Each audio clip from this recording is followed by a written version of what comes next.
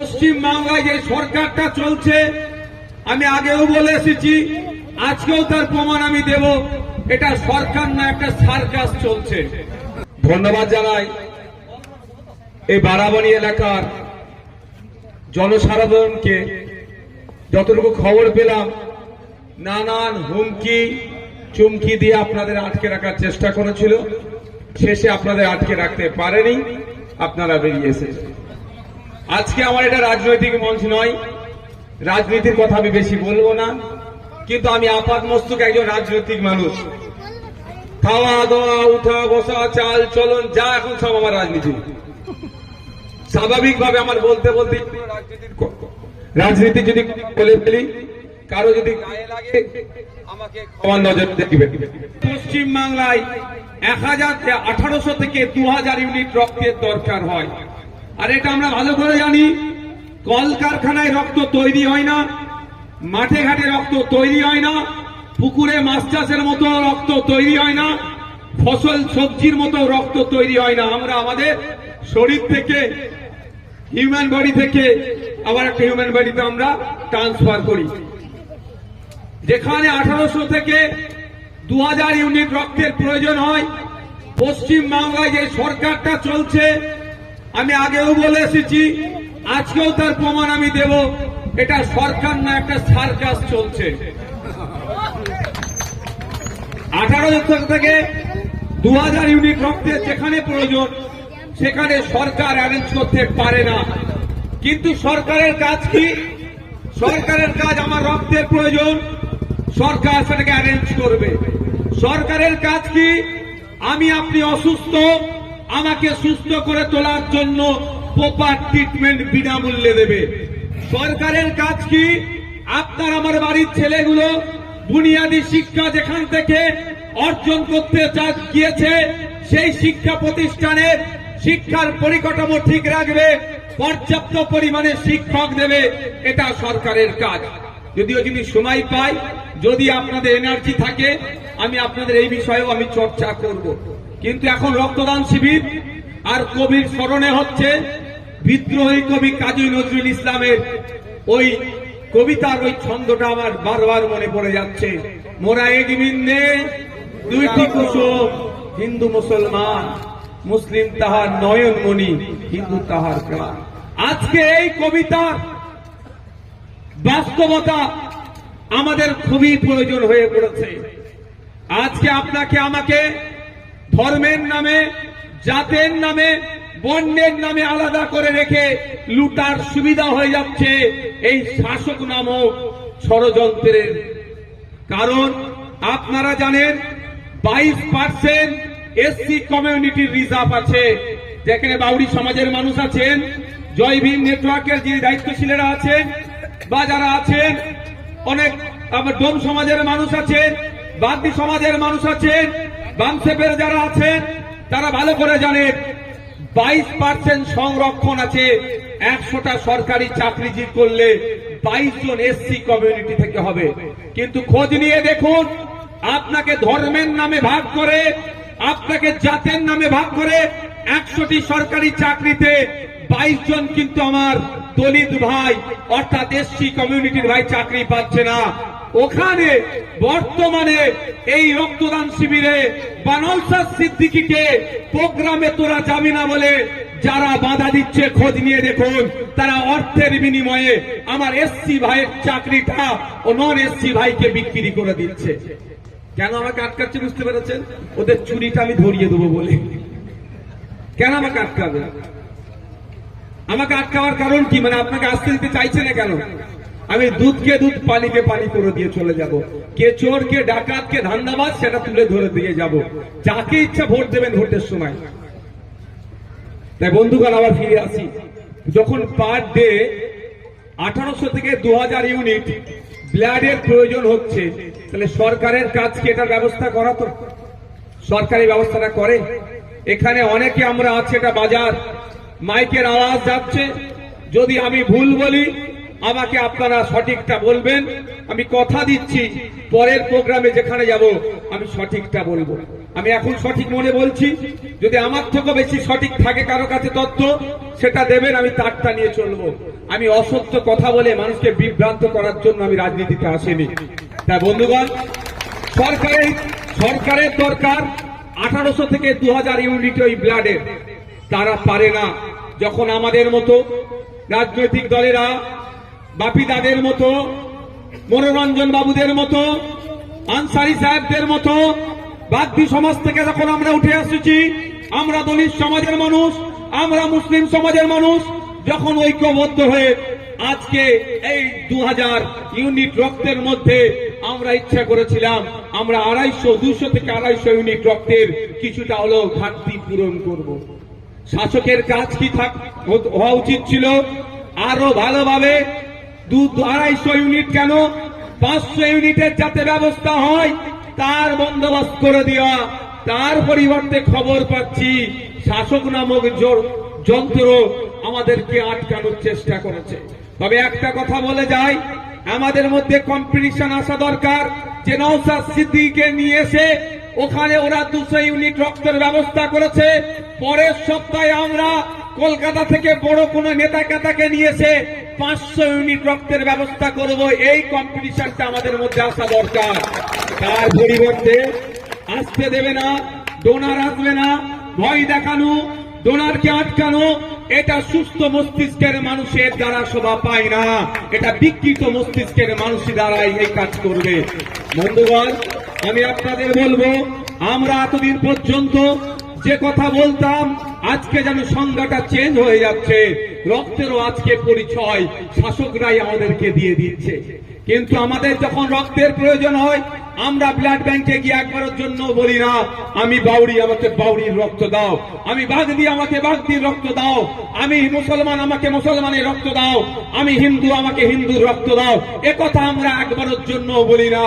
আমরা গিয়ে সেখানে কি বলি যে আমার অমুক গ্রুপের ব্লাড চাই, ওই ব্লাডে আমার ব্যবস্থা করে দাও। আর আমরা যারা ব্লাড দিয়ে রক্তদান শিবিরকে উৎসাহিত করি, আমরা একবারের জন্য ভাবি না যে আমি বাগদি, আমি বাউরি, আমি মুসলমান, আমি এসসি, আমার রক্ত আমি দিচ্ছি, আমার স্বজাতি পাক। একথা আমরা একবারের জন্য বলি না। আমরা রক্ত দিতে আসি অন্যের প্রাণ বাঁচাতে, মুমূর্ষু রোগীর প্রাণ যাতে বাঁচে, থ্যালাসেমিয়ার রোগে আক্রান্ত প্রতিনিয়ত তাদের রক্তের প্রয়োজন হয়, সেই রক্তের ঘাটতি পূরণ করতে। কিন্তু বর্তমান শাসক দল যে কাজটা করলো, এবার আমার মনে হয় শাসক দলের পরিবারের কারো যখন যদি রক্তের প্রয়োজন হয় নিশ্চিতভাবে সে ব্লাড ব্যাংকে গিয়ে বলবে আমি হার্টকোর তৃণমূল, আমাকে তৃণমূলেরই রক্তটা দেবে, বলবে। তার বেলায় বলবে না, তখন ফোন করবে আমি অমুক পদে আছি, অন্য কারো দর হয় না হয় না হবে, আমারটা যেন হয়। তখন বলবে না এখানে বিদ্রোহী কবি কাজী নজরুল ইসলামের স্মরণে যারা ব্লাড দিয়েছিল ওইগুলো বাদে আমাকে দাও, সে কথা বলবে না। বলবে কি আগে যেটা আছে আমাকে দাও, অন্য না কেউ পায়। রক্তের যখন প্রয়োজন হয় তখন রক্তের জাত দেখি না, বর্ণ দেখি না, রাজনৈতিক পরিচয় দেখি না। সুতরাং রক্তদান যখন হচ্ছে রাজনৈতিক পরিচয়, জাত, ধর্ম, বর্ণ দেখার আমার প্রয়োজন নাই। আমি আপনাদের বলে যাই, আমি এখানে দাঁড়িয়ে বলছি, আমরা আমাদের যে আমার যে রাজনৈতিক একটা পরিচয় আছে সেই জায়গা থেকেও আমরা রক্তদান শিবির করি। আমাদের সাথে পেরে ওঠে না, আমাদের সাথে কম্পিটিশনে যায় না, ওই জন্য আমাদের নামে অনেক মিথ্যাচার করে। এই রকম অভিযোগ আনে আমরা নাকি রক্ত বিক্রি করে দিই। আমি তাদেরকে সেই সময় যে জবাব উত্তর দিই আজকে আপনাদের দিয়ে যাই। কারণ আজকে দেখবেন কিছু বলতে পারবে না, এর উত্তর দিতে পারবে না, একটা কথাই বলবে, সাধারণ মানুষকে বিভ্রান্ত করতে পারে যে ওরা ব্লাড বিক্রি করে দেবে। তাই আপনাদের জানিয়ে যাই, 1996 সালে জানুয়ারি মাসের 1 তারিখে সুপ্রিম কোর্টে একটি জনস্বার্থ মামলা হয়েছিল। সেই জনস্বার্থ মামলাতে 2007 সালে national blood transfusion service act 2007 অনুযায়ী ওখানে সরাসরি উল্লেখ করা আছে যদি কেউ রক্ত বিক্রি করে তার 3 মাস জেল হয়ে যাবে। তাহলে আজকে আমি এখানে বলে যাই, যদি আমার এখান থেকে 50 ইউনিট রক্ত হয়েছে, আমি দায়িত্ব নিয়ে বলছি এই ক্যাম্প থেকে যদি রক্ত বিক্রি হয় দায়িত্ব আমি নিচ্ছি 50 ইন্টু 3 মাস আমাকে জেলের মধ্যে রাখতে বলুন এখানকার যিনি বড় নেতা আছে তাকে। যদি রক্ত বিক্রি করে তো আমাকে জেলে রাখতে পারতো। এমনি আমার নামে 20টা কেস দিয়ে দিয়েছে, কিন্তু আমাকে আটকে রাখতে পারছে না। তাহলে সহজেই 2007 সালে একটি আইন তৈরি হয়েছে। আইনের বলে যদি কেউ রক্ত বিক্রি করে 3 মাস পর্যন্ত জেল হতে পারে, জরিমানা হতে পারে, আবার জেল জরিমানা দুটি হতে পারে। আমি এই মঞ্চের দায়িত্ব আমি নিয়ে নিচ্ছি। আমার এখানে বাউরি সমাজের ভাইয়ের হয়ে দায়িত্ব আমি নিচ্ছি, ডোম সমাজের ভাইয়ের হয়ে দায়িত্ব আমি নিচ্ছি, বাগদি সমাজের ভাইয়ের হয়ে আমি দায়িত্ব নিচ্ছি, মুসলিম সমাজের ভাইয়ের হয়ে আমি দায়িত্ব নিচ্ছি। আমি দায়িত্ব নিচ্ছি, এদের দায়ে আমি বলছি যদি এখানে কেউ রক্ত বিক্রি করে আমাকে শাস্তিটা দিক।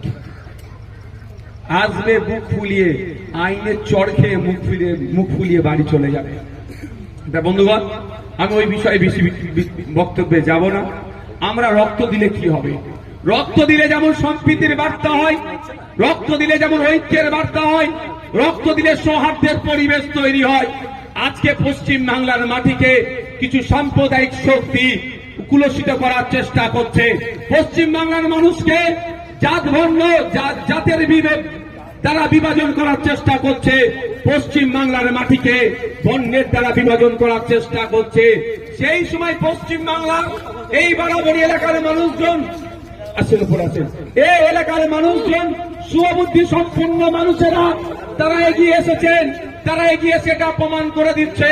আমি বাগদি, আমি দলিত, আমি আদিবাসী, আমি ডোম, আমি মুচি, আমি মুসলমান, আমরা আলাদা নয়। আমরা পশ্চিম বাংলার মানুষ।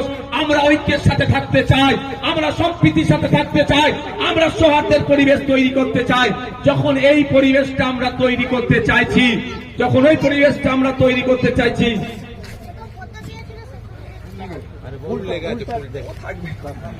ভালোবেসে দিয়েছে, গাড়িতে চলে আসছে, ও ঠিক আছে, থাক না, ভালোবেসে দিয়েছে, কোনো সমস্যা নেই।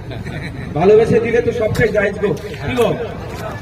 দুটো জায়গায় সব জায়েজ, মানে বৈধ। কোনটা? একটা যুদ্ধে আর একটা ভালোবাসাতে। আপনারা আমার ভালোবাসাতে আপনাদেরকে হুমকি দেওয়া হয়েছে, গেলে আপনাদের কাজ কেড়ে নেবে, গেলে আপনাদের অত্যাচার হবে। সেই ভালোবাসা, আমার ভালোবাসাটা যদি কাজও কেড়ে নিক, অত্যাচার হোক, তাও নওশাদ সাহেবকে একবার দেখবো। যদি আসতে পারেন, একটু ফুল মুখে দাঁড়িয়ে থাকলে আমার অসুবিধা কোথায় ভাই? এটা ম্যানেজ করতে পারবো না। বন্ধুগণ, আমাদের সমাজকে কলুষিত করার যখন চেষ্টা হচ্ছে, ধর্মের নামে ভাগ করার চেষ্টা করছে, জাতের নামে ভাগ করার চেষ্টা করছে, ও ছোট বড় হিসাবে ভাগ করার চেষ্টা করছে, তখন এই মঞ্চে গিয়ে এসেছে। এই মঞ্চকে আরো সহযোগিতা করা দরকার। কারণ আমার আজকে শুক্রবার, আপনাদের জানিয়ে রাখি, শুক্রবারে আমার কাছে যত বড়ই কাজ থাকুক না কেন, আমি বাড়িতে থাকি। সারা সপ্তাহ আমি বাড়ি থাকি না, একটা দিন আমি বাড়ি থাকি শুক্রবার। ওই দিনকে আমার বাড়িতে প্রচুর লোকজন আসে, সাক্ষাৎ করে।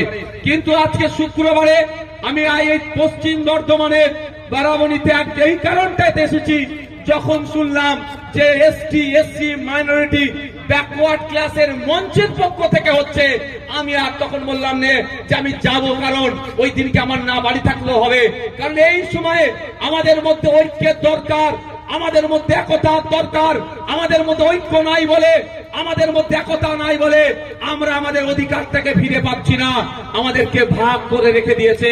বন্ধুগণ, আজকে যারা এসেছেন, মাইকের আওয়াজ যাচ্ছে, আমি একটা কথা বলবো, বাড়িতে গিয়ে মিলিয়ে নেবেন। আমরা ঐক্যের মধ্যে না থাকার ফলে, আমাদের মধ্যে ভ্রাতৃত্ব না থাকার জন্য এই বারাবণী বিধানসভার কথা বলে যায়।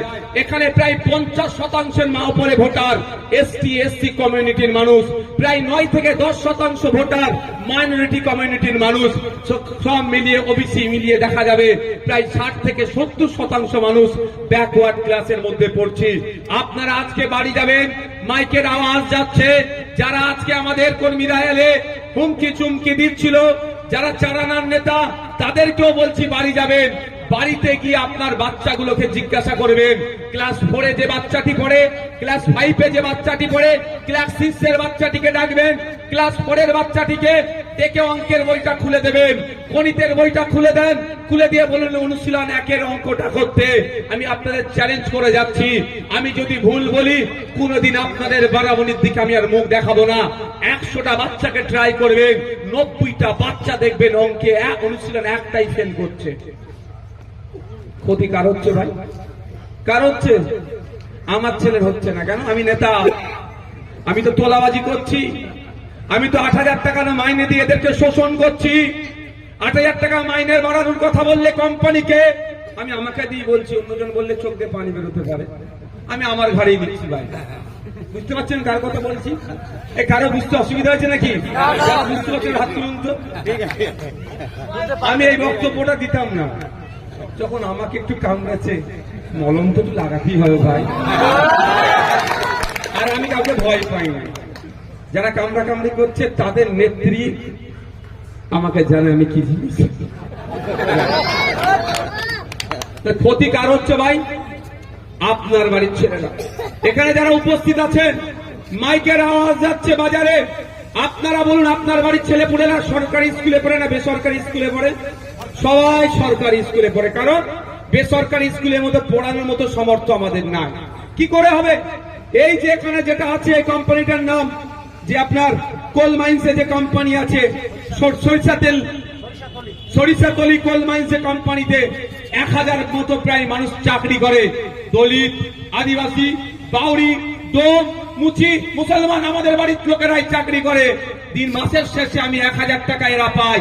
1,000 টাকা নিয়ে প্রায় 2টো সন্তান আমি যদি ধরি, স্কুলে যদি পড়ে, প্রাইভেট স্কুলে পড়ে, 2,000 টাকা করে কম করে লাগবে, তাহলে 4,000 টাকা চলে যাবে। কি খাবে আর কি সঞ্চয় করবে? তাহলে 100 এখানে যারা উপস্থিত আছেন, 99% আমাদের পরিবারের বাচ্চাগুলো প্রাইভেট স্কুলে পড়াশোনা করে, সরকারি স্কুলে পড়াশোনা করে। আর তাদের পড়ার শিক্ষাগত মানটা কোথায় দাঁড়াচ্ছে? আজকে বাড়ি যাবেন, ক্লাস 5-6 এর বাচ্চাকে ডাকবেন, পেনটা তুলে দেবেন, খাতাটা দিয়ে বলবেন তোর নাম, তোর বাপের নাম, তোর মায়ের নাম, কোন স্কুলে পড়ে, আর ঠিকানা ইংলিশে লিখে দিতে বলবেন। 100টি বাচ্চাকে দিলে 90টি বাচ্চা ফেল করবে, পারবে না। ক্ষতি কার হচ্ছে? কার ছেলে ক্ষতি হচ্ছে? আমার কথা আপনি বুঝতে পারছেন না কি বলুন? কেন সারা দিতে হবে? কেন সারা দিলে ভালো লাগে বুঝতে? ক্ষতি কার ছেলের হচ্ছে? আপনার আমার ছেলের হচ্ছে। দিন আনে দিন খাই যার, তার ছেলের হচ্ছে। সকালবেলা এসে এই বাজারে যিনি সবজিটা বিক্রি করেন তার ছেলের হচ্ছে। সকালবেলা এসে যারা ভ্যান লাগিয়ে মুঠেগিরি করে তার ছেলের হচ্ছে। দিনে দিনে 300 টাকা ইনকাম করেন তার ছেলের হচ্ছে। দিনে দিনে 250 টাকা ইনকাম করে তার ছেলের হচ্ছে। অর্থাৎ আর্থিকভাবে যারা দুর্বল তাদের ছেলের হচ্ছে। এবার আমি যদি বলি ও মুসলমান, ও হিন্দু, ও বাগদি, ও মুচি, ও আপনার বাউরি, এই যদি ভাগ করে দিই তাহলে আর প্রতিবাদটা সংগঠিত হবে? হবে না। তাহলে আমাদেরকে আবার শুনতে হবে সরকারের কাজটা কি। আপনারা বছরে বছরে ভোট দেন, সরকার তৈরি করেন, সরকারের কাজটাই হচ্ছে এটাই, স্কুলে শিক্ষার পরিকাঠামো ফিরিয়ে নিয়ে আসবে। এখানে বারাবণীতে নতুন প্রাইমারি স্কুল, নতুন হাই স্কুল, প্রয়োজনে কলেজ তৈরি করবে। তার পরিবর্তে আমি আপনাদের বলে যাচ্ছি তথ্য নাই, আপনারা লোকাল আমাকে উত্তর দেবেন যদি আমি ভুল বলি। খোঁজ নিলে দেখা যাবে 2012 থেকে 2024 সারা পশ্চিম বাংলায় 25,000 প্রাইমারি স্কুল বন্ধ হয়ে গিয়েছে। তার মধ্যে বারাবণীতেও একাধিক প্রাইমারি স্কুল বন্ধ হয়ে গিয়েছে। ক্ষতিটা কাদের হচ্ছে? আপনাদের হচ্ছে। নেতাদের কিন্তু এই ক্ষতি হয় না। কেন হয় না? নেতাদের তো তোলাবাজির টাকা আছে, নেতাদের তো কাটমানির টাকা আছে, সব প্রাইভেট স্কুলে পড়াচ্ছে। আর আপনি মান্ডি, আপনি কিসকু, আপনি আনসারি, আপনার বাড়ির ছেলে মেয়েটা সরকারি স্কুলে যাচ্ছে, মিড ডে মিল খাচ্ছে আর বাড়ি চলে আসছে। আপনিও তাকে পরীক্ষা করছেন না, আর স্কলারশিপ দেওয়ার নাম করে বছরে বছরে শুধু পাস করিয়ে যাচ্ছে। আপনি ভাবছেন আপনার ছেলেটা শিক্ষিত হচ্ছে, সে কম্পিটিশনে দাঁড়াতে পারবে না। যখন কম্পিটিশনের সময় আসবে দেখবেন স্কুল ছেড়ে পালাচ্ছে, কাজে চলে যাচ্ছে। দিনের শেষে ক্ষতিগ্রস্ত আপনারা হচ্ছেন। আমার এটা বলার বক্তব্য এটাই যে আপনাকে আমাকে সজাগ থাকতে হবে, আপনাকে আমাকে ঐক্যবদ্ধ থাকতে হবে। আপনি আমি যদি ঐক্যবদ্ধ থাকতে না পারি তাহলে এই রাজনৈতিক কারবারিরা আপনাকে আমাকে জাতের নামে, ধর্মের নামে, বর্ণের নামে লাগিয়ে দিয়ে আপনার আমার এলাকার স্কুলগুলোকে ধ্বংস করবে। তাই আজকে এখান থেকে আওয়াজ তুলতে হবে। বারাবণীর মানুষরা আওয়াজ তুলবে, এই মার্কেটের মানুষরা আওয়াজ তুলবে যে আমাদের স্কুলের শিক্ষক চাই, স্কুলের পরিকাঠামো ফিরিয়ে নিয়ে আসতে হবে। আমাদের বাচ্চারা যে স্কুলে গিয়ে পড়াশোনা করে শুধু মিড ডে মিল দিলে চলবে না, ওখানে শিক্ষক দিতে হবে, চক ডাস্টার দিতে হবে, স্কুলের পরিকাঠামোটা ফিরিয়ে নিয়ে আসতে হবে। এই আওয়াজ শুধু নওশাদ সিদ্দিকী একা তুললে হবে না, এই আওয়াজ নওশাদ সিদ্দিকীকে তুলতে হবে, বাপি বাউরিকে তুলতে হবে, আনসারী সাহেবকে তুলতে হবে, এখানে যারা অগণিত জনগণ আছে সকলকে একসাথে তুলতে হবে। তাহলে সরকারের টনক নড়বে, তাহলে ব্যবস্থা করবে। আর যদি আপনি একদিকে বাউরি আওয়াজ তুলছে সমাজ, সে স্কুলে টিচার দরকার, ঠিক তার উল্টো দিকে আনসারী সমাজ আওয়াজ তুলছে স্কুলে টিচার দরকার, রাজনৈতিক কারবারিরা পায়ের উপরে পা তুলে পা নাড়াবে, বলবে কাজের কাজ হয়ে গেছে। কারণ ও ওদের মতো 50টা লোককে নিয়ে চিৎকার করছে, এ 10টা লোককে নিয়ে চিৎকার করছে, এই আওয়াজে সাড়া দেবে না। যখন বাপি বাউরি, যখন আনসারী সাহেব এক জায়গায় দাঁড়িয়ে চিৎকার করবে, আওয়াজে সাড়া দিতে বাধ্য, তখন আপনার কাছে হাঁটু গেড়ে বসবে, আপনার স্কুলের টিচার দেওয়ার ব্যবস্থা করবে। আমি কি বলছি এখন বুঝে আসতে পারছি? আপনাদের ভাবতে হবে আমাদের ডিমান্ড কি। আমাদের ফান্ডামেন্টাল রাইটস গুলি আমাদের ডিমান্ড। ফান্ডামেন্টাল রাইটস এর মধ্যে একটা শিক্ষার অধিকার, সেই শিক্ষার অধিকার কি বাস্তবায়ন হচ্ছে? আজকে আপনার এখানে খোঁজ নিয়ে দেখুন, প্রাইমারি স্কুলগুলো দিয়ে যদি আমি বলি, উদাহরণ দিই, যে বাচ্চাগুলো যাচ্ছে গিয়ে আজকে আপনারা পরীক্ষা করে নেবেন বাড়িতে গিয়ে, যে যার বাড়িতে বাচ্চা আছে তো নাকি আছে, পরীক্ষা করে নেবে। ক্লাস 4 এর বাচ্চার হাতে অঙ্কের বইটা দেবেন, খাতাটা দেবেন, অঙ্কটা করতে বলবেন। ক্লাস 5, 6 এর বাচ্চাকে দেবেন পেনটা, খাতাটা, ইংলিশে তার নাম, ঠিকানা, স্কুলের নাম, বাপের নাম, মায়ের নাম। এটা কোনো জটিল ব্যাপার নয় তো? এটা কোনো জটিল ব্যাপার? পরীক্ষা করে দেখে নেবেন ফেল করছে কি পাস করছে। দেখবেন 100 জনের মধ্যে 90 জন ফেল করছে। এই 90 জনটা কারা? কাদের বাড়ির ছেলে এগুলো? এটা আমাদেরকে ভাবতে হবে। আমাদেরকে শুধু ধর্মীয় ধ্বজা ধরিয়ে ভুল বুঝিয়ে নেওয়া হচ্ছে। এই 90 জনটা আপনার আমার বাড়ির ছেলে। তাহলে আপনার আমার বাড়ির ছেলের ভবিষ্যৎটা কারা নষ্ট করছে? সরকারে যারা আছে। আপনারা জেনেছেন, আমি আবার রিপিট করছি, 2012 থেকে 2024 পশ্চিম বাংলায় 25,000 স্কুল বন্ধ হয়ে গিয়েছে, প্রাইমারি স্কুল। এই 25,000 স্কুলগুলো কোথায় কোথায় আছে? যেখানে বেশি দলিতরা থাকে, যেখানে বেশি আদিবাসীরা থাকে, যেখানে বেশি মুসলমানরা থাকে, যেখানে বেশি পিছড়ে বর্গের মানুষেরা থাকে, সেই জায়গাতে স্কুলগুলোকে বন্ধ করা হচ্ছে। কারণ যে দলিত, আদিবাসী, মুসলমানরা যদি শিক্ষিত হয়ে যায়, চাকরির জন্য আওয়াজ তুলবে, রিজার্ভেশন কোটায় যেটা আছে সেটা আওয়াজ তুলবে। সেই জন্য এরা বারবার এদেরকে পিছিয়ে রাখার চেষ্টা করছে। আজকে পিছিয়ে রাখা হচ্ছে না, আজ থেকে বাবা সাহেব আম্বেদকরকে আমরা জানি। বাবা সাহেব আম্বেদকরের ইতিহাস একটু আমাদেরকে পড়তে হবে। সমস্যা হচ্ছে আমরা আমাদের রুটকে ভুলে গিয়েছি। আমাদের গুরু বাবা সাহেব আম্বেদকরকে যদি আমরা অধ্যয়ন করতাম, তাহলে আমাদের উপরে কেউ ছুরি চাবুক চালাবার ক্ষমতা থাকতো না। বাবা সাহেব আম্বেদকরকে স্কুলে তিনি যখন যেতেন, তার বেঞ্চির সব থেকে পেছন সাইডে তাকে বসিয়ে রাখতো। হরিচাঁদ গুরুচাঁদ ঠাকুরদের ইতিহাস আমাদেরকে পড়তে হবে। মতুয়া সমাজের ধর্মগুরু হরিচাঁদ ঠাকুরকে কিন্তু সেই সময় স্কুলে পড়তে দেয়নি। সেই সময় তাকে বাধ্য হয়ে তিনি মাদ্রাসা থেকে শিক্ষা অর্জন করেছিলেন। কেন হরিচাঁদ ঠাকুরকে সেই সময় পড়তে দিতে দেওয়া হয়নি? কেন বাবা সাহেব আম্বেদকরকে সেই সময় তিনি যখন প্রাথমিক শিক্ষা অর্জন করতে গিয়েছিল, একদম সবার শেষে বসিয়েছিল? সেই অস্পৃশ্যতা, সেই বৈষম্যের জন্য। সেই বৈষম্য কিন্তু আজকে আমাদের মধ্যে ঘুরে বেড়াচ্ছে। আমাদেরকে এগিয়ে আসতে হবে। বাবা সাহেব আম্বেদকর যেভাবে সমাজের জন্য লড়াই করেছিল, হরিচাঁদ গুরুচাঁদ ঠাকুর যেভাবে সমাজের জন্য লড়াই করেছিল, ফুরফুরের পীর আবু বকর যেভাবে সমাজের জন্য লড়াই করেছিল, আহমদ হোসেন সাহেব যেভাবে সমাজের জন্য লড়াই করেছিল, আমাদেরকেও সেভাবে লড়াই করতে হবে। চোখ কান খুলে চলতে হবে। কাগে কান নিয়ে চলে গেছে বলে কাগের দিকে তাকাবার দরকার নাই। নিজের কানে হাত দিয়ে দেখুন। আপনাকে অনেক গল্প শোনানো হচ্ছে, আপনাকে অনেক কাহিনী বলছে, আপনার এই করে দেবে বলছে। বাস্তবিক অর্থে আপনি কি পেয়েছেন? বুকে হাত দিয়ে আপনি প্রশ্ন করুন। আপনাকে প্রশ্ন করছি, আপনাকে গল্প শোনানো হয়েছিল যে আপনার উন্নয়ন হবে, আপনাকে গল্প শোনানো হয়েছিল আপনার আপলিফমেন্ট হবে।